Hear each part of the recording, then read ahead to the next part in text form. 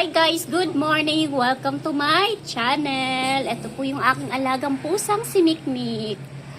Actually guys, nagkasakit talaga to si Mikmik last week. Yung alam mo ayaw niyang kumain tapos sobrang payat niya na. Dinala ko to sa vet. Pinavet namin kasi awang-awa ako. Ayaw kumain. Ayun, binigyan ng gamot sa pagsusuka tapos vitamins. Ngayon kahit papano medyo okay na si Mikmik. Kumakain na siya. Kaso mapili. Pihikan sa pagkain guys. Ayaw niya yung mga may amoy. Gusto niya yung plain lang. Ay Diyos ko day. Maarte pa sa akin tong alaga ko. Pero okay lang. Ganun talaga pag mahal mo yung alaga mo. Kahit maarte.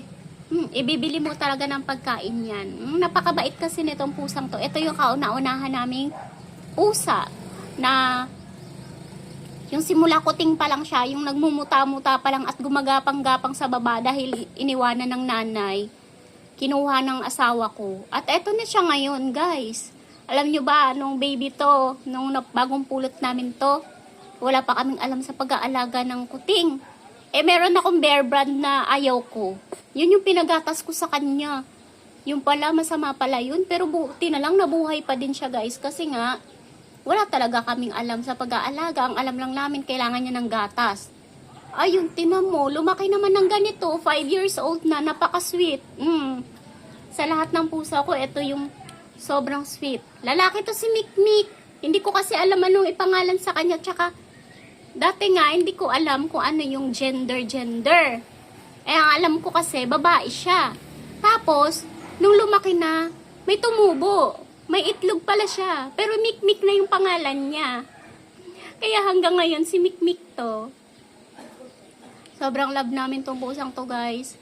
Yan. Napakabait niya. Ang sarap talaga magmahal ng pusa, no? Kasi wala silang ibang gusto kundi pagkain. Tapos magpapakarga lang sa'yo. Maglalambing. Yan. Kaya sa mga tao na kung feeling mo stress ka, tapos lagi kang malungkot, feeling mo wala kang kasama lagi, nako, magmahal ka ng pusa. Kasi, alam mo bang nagbibigay sila ng comfort kahit pag malungkot-lungkot ka dyan, nakakaramdam sila. Alam din nila pag may sakit ka, tatabi sila sa'yo, hindi ka nila iiwanan. Alam nila pag umiiyak ka, yan, lalapit yan sa'yo, tatabi sa'yo. Ganyan yung mga alaga ko, guys. Bukod kasi dito kay Mikmik, meron pa ako 9 na pusa. Pero yung 4 doon sa labas, sa may-ari ng bahay namin. Kaso dito na sila nagtatambay sa bahay namin. Pinapakain na din namin. Pero yung alaga ko lang talaga is 4. Diba ang gwapo ng Mikmik ko? Sabi, hi guys! Hello! Welcome to my vlog! Iniwanan na ako. Bye-bye!